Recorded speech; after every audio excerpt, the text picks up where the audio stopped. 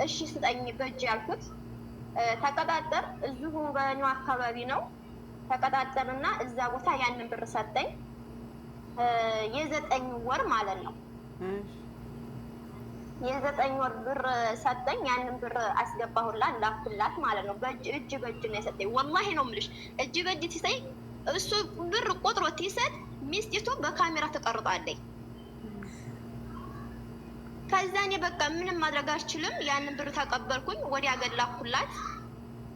አሁን ይችልኝ ምንም በቃ ምቾት የላትም። አሁን አጋጣሚ እንጃ በምን እንደተጣሉ ተጣልተው ስልክ ሁሉ ቀማት። ስልክ ቀማት። እኔን ምን አደረገች? ምን አለችኝ? ሊከርድ አድርጋ አጋጣሚ ተመኝታ የተነስቼ ስልኬን ስከፍ ሀያት እየተፈለግሽ ነውና ብር እህቴን አብላ ብር ወስድ ያለ እሷን እፈልጋታለሁ ብሎ እየተፈለግሽ ነውና ስልክሽን አጥፊ ብላ ሊከርድ ያስቀምጣልኛለች። ለምንድን ነው እኔ ስልኬን የማጠፋው? ምን አድርጌያለሁኝ? ብር ሰጥቶኛል ላክ ብዬዋለሁ አልክም ብሏል። በእጅ ሰጥቶኛል ልኬልሻለሁ። ከኔ ጋር ምን ያገናኘዋል አልኩኝና ስልኬንም አልዘጋሁም። ይችልሽ እና አንቺ ምን ልትሆን ነው? አይ እኔ የምሆነውን እሆናለሁ አለችኝ። ከዛ ወዲህ መደወል አልቻልኩም። ያኔ አልደወልኩም። አድቤ ተቀማሁ። ቤተሰብ እዛ በጣም ተጨናነቀ። ደውለው ኤጀንሲ አዲስ አበባ ሲጠይቁ ጠፍታ ሂዳለችና ልጅቱ የለችም፣ ብር የወሰደችው ልጅ አለች እየፈለኩኝ ነው ብሎ ለኤጀንሲ ይነግራል። ሲጠይቁት ማነው ኤጀንሲዎቹ ሲጠይቁት ይሄ ውሸቱ ውሸት።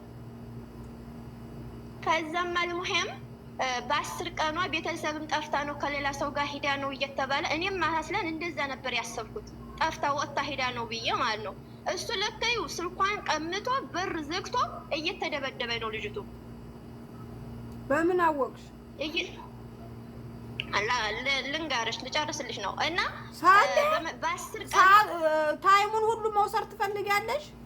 እና ማይንደና ሸቅላላ መሽቃል አሳጥሪዋ እኮ በ10 ቀኗ ደወለኝ። በ10 ቀኗ ስልኳን ተስታ ደወለች። ይቺ ቢሮም ወሰዷት። ቢሮም ወስደው አስመትተው ነው በቃ ተመታሁኝ አለች። ቢሮ ወስደው ሁለተኛ ቢሮ እንዳትሄድ እንዳትፈልግ አድርገው ማለት ነው። ስልኳንም ቀሟት ብለው በእኛው ዜጋ ቢሮ ሄዳ ተደብድባ መጣኝ። አሁን ልጅቱ ስቃይ ላይ ነው ያለው። እና ምን መፍትሄ እናደርጋለን? ልጅቱ መውጣትም አትችልም። ሰውየውም በቃ ማስራት አልቻለም። እና ምን ትደረጋለች? በገዛ ዜጋዋ ሄዳ ተደበደበች። ኤምባሲ ቢሮ ወስዶ ማለት ነው። ያኔ ሁለተኛ ቢሮ ወሰዱ ብላ እንዳትል ኤምባሲ ልጅቱ ምንድነው ስሚ ሀያት ቀዝቀዝ በይ። ኤምባሲ ሳይሆን ኤጀንሲ ነው። ኤጀንሲ ቢሮዋ ማለት ነው። እንግዲህ ቢሮ አዙ ቢሮ ኤጀንሲ እና ኤምባሲ ይለያያል። እሺ። እና ይቺ ልጅ አሁን እኔ እሺ ፖሊስ ለቢሮ እና ምልክትና ፖሊስ መጥቶ ያወጣሽናል። አይ እኔ ኢትዮጵያ መሄድ አልፈልግም፣ መስራት ነው የምፈልገው፣ መውጣት ነው የምፈልገው። እንዴት ትወጫለሽ? አንደኛ ብርሽን አልተቀበልሽም። የስንት ደመወዝ ይዘሽ አስቀመጠሽ መውጣት አትችይም። አርፈሽ ተቀመጪ፣ ህግ ይፈታልሻል ብዬ በዚህ ላይ እንትን ብያለሁ። ሰውየው ደግሞ እኔ ያንን ብር ተቀብዬ ወዲያ ጋር ስላላኩኝ እኔን ነው አጥብቆ የያዘው ማለት ነው። እና አሁን ምንድን ነው መፍትሄ የምትሰጡኝ? መፍትሄ እንደጀመርሽ አንቺ እንደጀመርሽ ጨርሹ።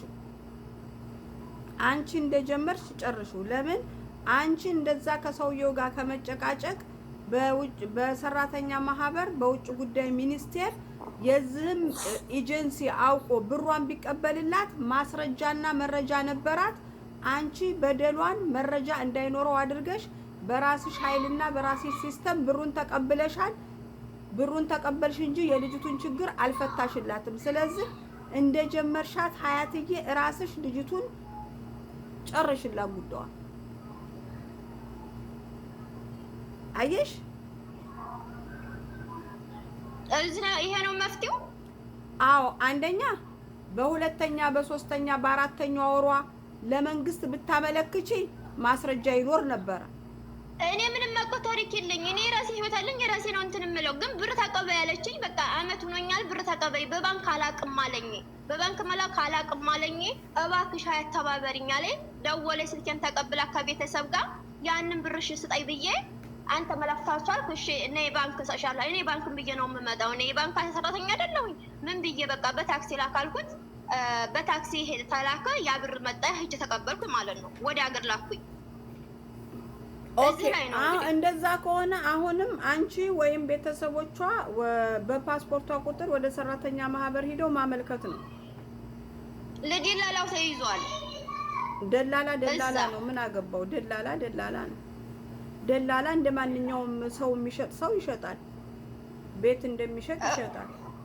ኢትዮጵያ ነው እንትን ማለት ሰራተኛ ማህበር ኢትዮጵያ ሰራተኛ ማህበር ሄደው ይክሰሱ፣ ወይም ባሉበት ክፍለ ሀገር የሴቶች መብት ህግ አስጠባቂ የሚባሉ አሉ። እነዛ ጋር ሲከሱ ወደ ሰራተኛ ማህበር ያስተላልፏቸዋል።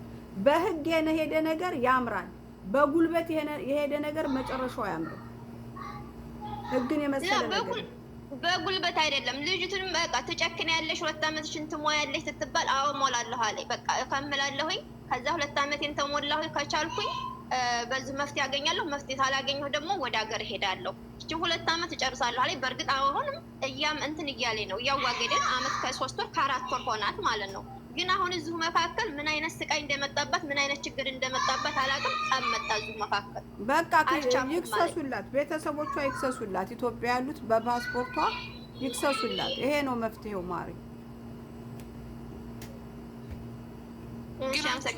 ኃይለኛ ነሽ። አረብ በዚህ ልክ እንትን አይባልም፣ አይደፈርም። ከባድ የለበሽው ልብስ ስንት ነው?